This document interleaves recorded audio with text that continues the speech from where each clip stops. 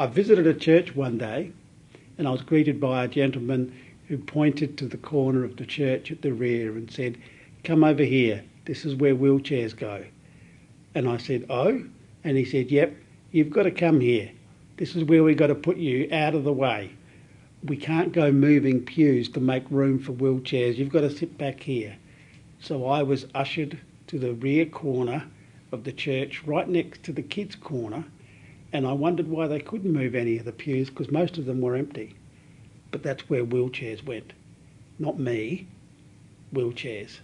And we couldn't go moving the pews to make room for you.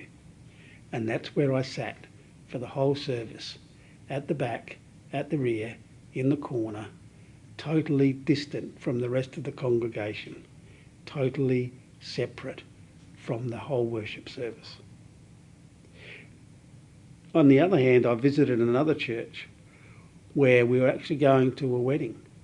My wife and I went in, we noticed how accessible the parking was, we noticed the easy ramp to get inside, and then we noticed that the church was on 3 levels, and we thought, oh, this is going to be problematic.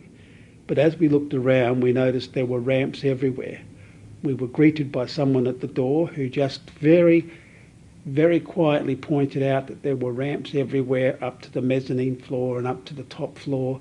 And as I looked around, I noticed that there was quite a discreet ramp even leading up to the platform of the church. There were ramps everywhere. The whole place was accessible.